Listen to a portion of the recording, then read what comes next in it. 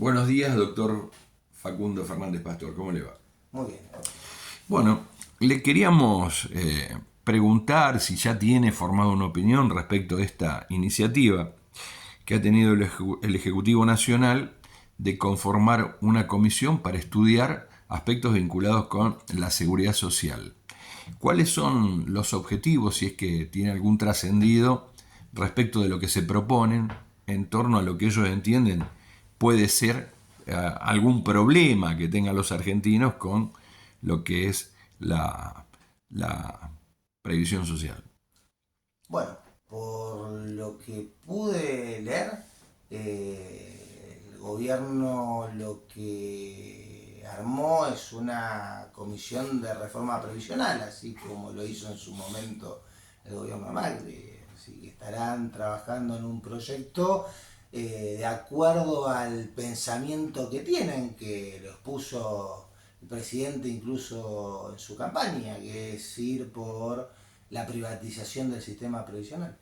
Bien, en torno a eso le quería preguntar en qué difiere, si es que pudo notar algún tipo de diferencia con lo que fue esta iniciativa que usted acaba de mencionar, que tiene que ver con el expresidente Mauricio Macri.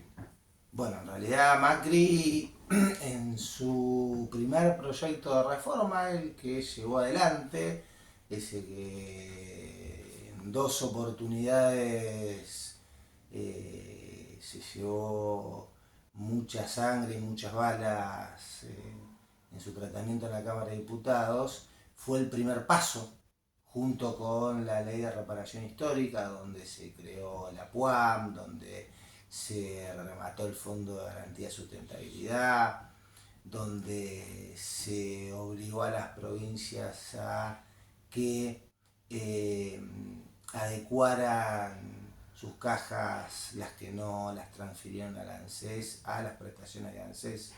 Fue el primer paso para poder llegar a un sistema de capitalización, como lo propone la OIT, como lo propone la OCDE, un sistema de tres patas, uno con una prestación universal para los más pobres de una pobreza absoluta, que viene a ser la PUAM, que esté por debajo de la mínima, una prestación mínima para los que hayan aportado en relación de dependencia, que va a ser el haber mínimo, y un sistema de capitalización para aquellos que aporten por ingresos más altos, que lo planificaban los asesores de Macri, que eso sea compensado a través del aporte por el impuesto a las ganancias.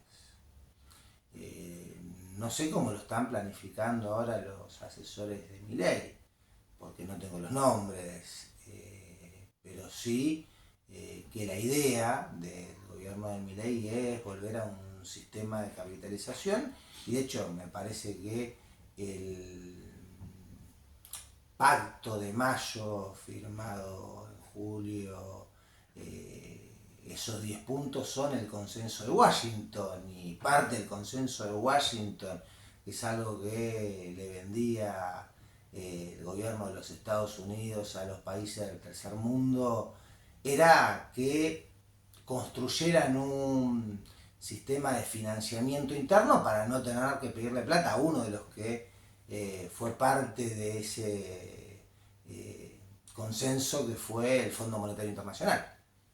Así que va en la misma lógica de que la Argentina, para poder financiarse, lo que haga es transferirle los aportes de los trabajadores y las contribuciones patronales a los bancos, y después se las pida pagando intereses, como lo hizo Cavallo en el 94.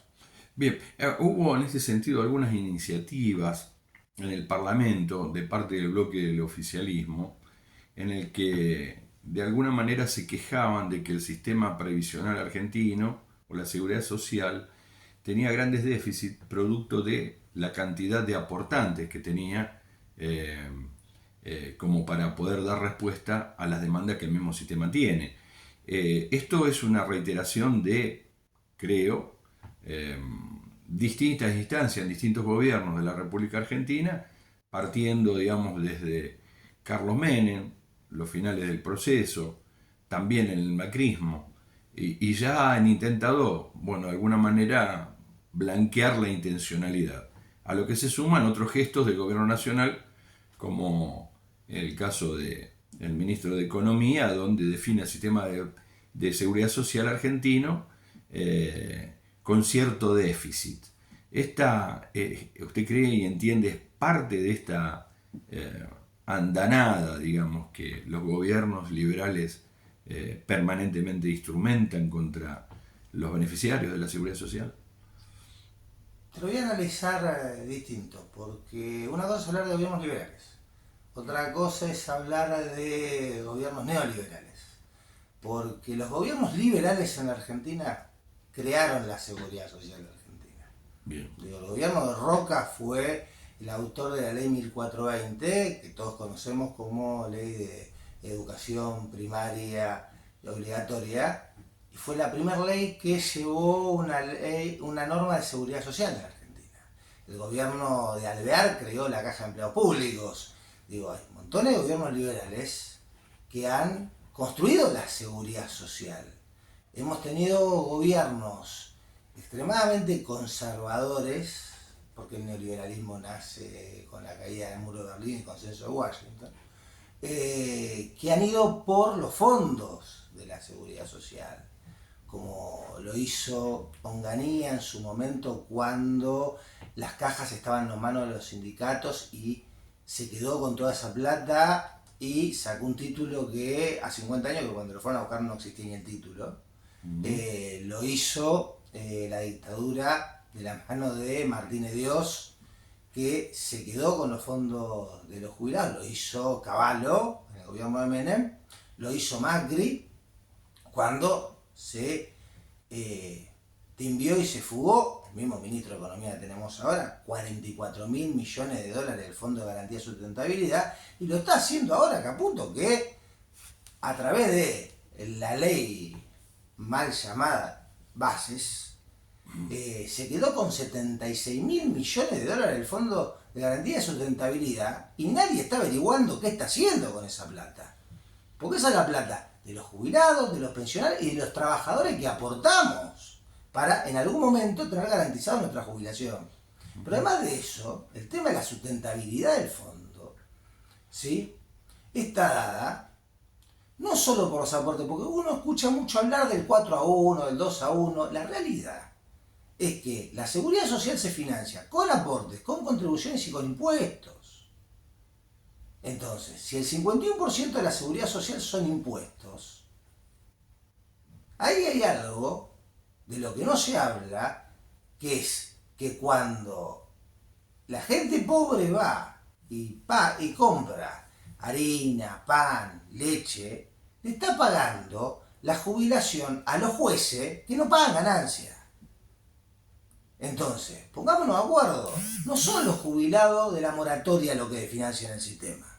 Son los jueces y fiscales que no pagan ganancia, son las exenciones fiscales que tienen Mercado Libre, Clarín, La Nación y las grandes empresas argentinas que no pagan cargas sociales porque las triangulan con el IVA.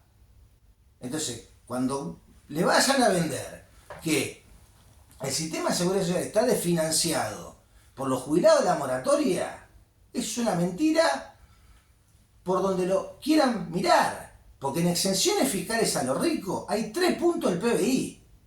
Entonces, si quisieran hacer sustentable el sistema de seguridad social, dejarían de financiar a los ricos, no a los pobres. Se entiende. Ahora, ¿qué es lo que hizo el gobierno en este tiempo, en estos 7 meses, con respecto al tema? Con respecto al tema, siguió financiando a todos los ricos. Le siguió diciendo a los pobres que no había plata y no tocó una exención fiscal. Ahora, ¿qué hizo con los jubilados? En estos 7 meses le modificó la ley de movilidad jubilatoria. Les dijo que le ganaban a la inflación y les afanó 47% del haber real, además de sacarle montones de remedios que tenían por el PAMI. Les aumentó el transporte, les aumentó la luz, les aumentó el gas, con lo cual eso es salario indirecto. Le destruyó el poder adquisitivo a los jubilados. Con lo cual, lo que intenta es que los jubilados se mueran. Porque los viejos son un gasto. Los entienden como un gasto, lo mismo que hacía el gobierno de Macri. ¿Se entiende? Ahora, la otra pregunta es, ¿hay una forma de concebir de parte del gobierno hacia quién están dirigidas las medidas o la política? Se entiende de que la canasta básica del jubilado es distinta, o la canasta de medicamentos difiere sustancialmente de lo que es una persona que está, digamos, trabajando. Hay excepcionalidad, por supuesto. Ahora, ¿cómo se subsana esto? Porque es evidente que el gobierno, como dice usted, de alguna manera da la sensación que parece que los jubilados se tienen que morir. Lo dijo la canciller Mondino en su momento. Así que hay una realidad que es que este gobierno entiende, como lo dijo en su momento quien fuera director del PAMI de Macri, Sí. que los jubilados gastaban mucho. Entonces, el problema es cuando uno entiende que la seguridad social es un gasto o es una inversión. Sí. Lo cierto es que nuestro país, desde el año 94, tiene algo que es un invento argentino, como lo es la binomio colectivo, y que se está discutiendo en el mundo, pero todavía nadie se animó a ir en ese sentido, que es que los jubilados tengan permitido volver a trabajar. Sí. Hay muchos países de América Latina donde el jubilado vuelve a trabajar en negro, pero la ley lo prohíbe. ¿Por qué? Porque se supone que cuando uno llega a la edad de dejar de trabajar y tener un beneficio de la seguridad social que le permita disfrutar del tiempo que le queda, ya no necesita de otro ingreso para subsistir. Bueno, lo que uno tiene que hacer es poner los recursos suficientes como para que nuestros jubilados puedan vivir dignamente después de haber trabajado toda su vida. Es difícil con esta economía, Facundo, ¿no? Sí, es difícil, pero si nosotros podemos gastar millones de dólares en comprar aviones, millones de dólares en mantener al Poder Judicial, en mantener a las Fuerzas Armadas que no las utilizamos para nada porque no somos un país en guerra. Sí. Pero no podemos mantener dignamente a nuestros jubilados, a la educación pública, a la salud pública, que es lo que ha hecho que nuestro país tenga clase media. Sí. Porque nos quieren transformar en México, en Chile, en Colombia, en Perú, donde no existe la clase media. Eso iba a preguntar. ¿Sí? Nos quieren transformar en un país de América Latina. Y si nosotros no somos como Chile, como Perú, como Colombia, como México, que son los prototipos que los economistas, tanto del macrismo como de los supuestos liberales libertarios, que quieren volver al prerradicalismo, nos venden que es lo mejor, es justamente porque tuvimos al radicalismo y al peronismo, que nos permitieron tener educación pública, gratuita, laica, derechos de los trabajadores y salud pública y universal. Eso hizo que el hijo del obrero llegara a la universidad, porque en todos esos países le dicen clase media al empleo público. Y hay un 5% de rico y 95% de pobre. Yo no quiero eso para mi país. Cuando el 50% sale a bancar estas políticas, cuando los viejos salen a bancar esta política, lo que están construyendo es para sus nietos un país donde estén condenados a ser pobres. Oírse. Porque no nacieron ricos. Entonces están condenados a ser pobres, a no tener los mismos derechos que tuvieron ellos y que tuve yo. Hay cierta diligencia, tanto en el radicalismo como en el peronismo, que creo, por lo que usted dice, está padeciendo una suerte de amnesia, o de anorexia ideológica, o de deuda moral. Yo creo dos cosas. A Primero que tanto el radicalismo como el peronismo, a quienes conozco muchos, siempre hubo sectores más conservadores que otros. pero había quien ordenaba esas contradicciones ideológicas. Pero también creo que hay muchos que se dicen, particularmente radicales, que no saben qué es el radical, que no conocen la historia del radicalismo. Algunos que conducen al radicalismo, algunos que gobiernan provincias, que no conocen la historia del radicalismo, que no saben qué es el radicalismo. Entonces, una ficha de afiliación no hace que uno sea radical. Y eso no lo digo yo, lo decía el fundador del partido,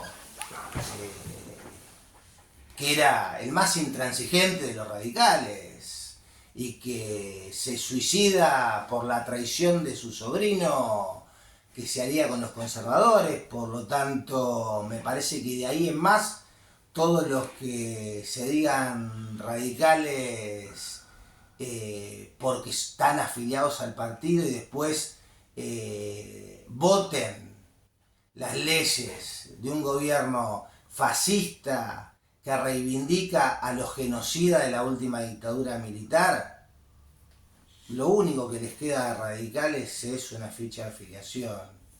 El peronismo, decía Perón, es un movimiento, y en el movimiento estamos todos, entonces ahí se complica, pero el radicalismo es un partido con doctrina. Entonces esa doctrina no la están siguiendo quienes se dicen defensores de las ideas reformistas que nacieron en Rosario en 1967, ni de los que defendían al pueblo contra el antipueblo en Setúbal en el 68, seguro que no.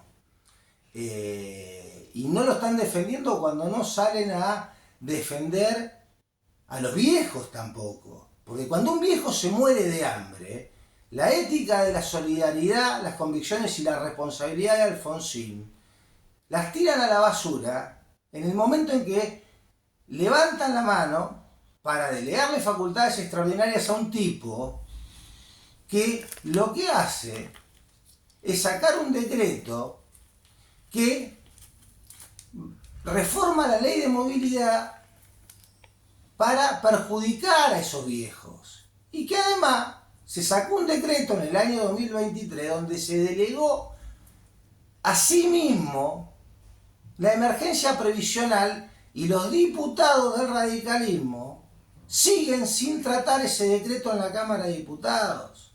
Por lo tanto, están permitiendo que algo que dijeron por todos lados que era inconstitucional siga rigiendo para conseguir favores. Y esto lo digo conociendo a todos de los que estoy diciendo que están consiguiendo favores. Bien, contundente. ¿Y cómo ve a la CGT en ese sentido? Y la CGT está haciendo algo que se hizo con Macri. Se va a reunir para negociar la reforma laboral.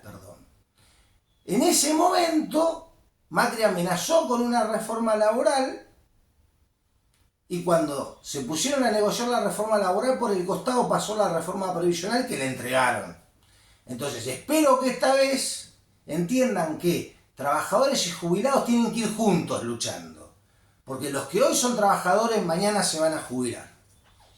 Bien, ¿cuál van a ser? A ver, uno podría decir para los argentinos, por así, el plan económico dice que puede haber menor recaudación, dice que no se va a poder financiar lo que el Estado debe de alguna forma en lo que debe dar respuesta. Se supone que no va a haber la misma cantidad de fondos en todas las cajas. Por lo pronto, ¿hay alguna discusión de fondo, cree usted, que se tiene que dar no solo en torno al tema previsional? Porque me parece que lo macro por allí lo alcanza, lo arrastra y lo condiciona, ¿no? No, pero el tema de las cajas me parece que, para decirlo diplomáticamente, sí, lo que decía antes, ¿no? Digo, los gobernadores que tienen cajas no transferidas, sí, y algunas provincias que además tienen cajas municipales, Lo que negociaron fue entregar el fondo de garantía para que le transfieran los recursos que les deben. Lo que tienen que entender esos gobernadores que si hacen la cuenta, en sus provincias, el 90% de los beneficios que se cobran no son de las cajas provinciales, son de ANSES. Bien. Entonces, cuando se privatice el sistema, todos los vulnerados de su provincia se van a quedar sin percibir ningún beneficio y los van a tener que salir a cubrir, porque los que hacemos política hace muchos años sabemos que los que salen primero a ver cómo le resuelven el problema a la gente son el intendente y el gobernador. El presidente ni se entera de lo que le pasa a la gente. Los que hemos militado territorio conocemos la problemática del vecino y sabemos que cuando le pasa algo hay que salir a cubrirlo, porque si no se muere. Esto de los gobernadores de entregar el fondo de garantía, por limitación extensiva lo va a alcanzar porque van a tener que trabajar en este sentido, lo que se está marcando. Es decir, una desgracia futura. O sea, se están planteando cavando su propio foso. No, están juntando fondos para las elecciones del año que viene. Bien, usted dice que no hay respuestas a los jubilados hoy en las provincias o a aquellos que lo necesitan porque están juntando fondos para las campañas. Entregaron el fondo de garantía y dije, ¿a cambio de qué? De que me des la plata que me debes en la caja provincial. Sí. Lo que no están teniendo en cuenta es que por más de que le transfieran los fondos de su caja provincial, así pueden pagarle a los jubilados provinciales entre el 90 y el 95% de los beneficios que se cobran en una provincia los paga ANSES, no los paga la caja provincial. Está bien. Es un mal negocio, digamos. Es un muy mal negocio. ¿Alguna reflexión de todo lo que ha visto, más lo que nos ha contado? Que, como les digo siempre, ¿sí?, vayan y hablen con sus legisladores. Son vecinos. Que no nos vuelva a pasar lo que ya nos pasó. Cuando tuvimos las administradoras de fondos de jubilaciones y pensiones, lo que hicieron fue robarle la plata a los aportantes y cuando alguien tuvo que acceder a uno de esos beneficios, terminaron cobrando haberes magrísimos porque se quedaban con comisiones altísimas. Pero si tienen alguna duda más, lo que tienen que hacer son ver los países que nos ponen de ejemplo. Chile tiene una tasa de sustitución del 18%.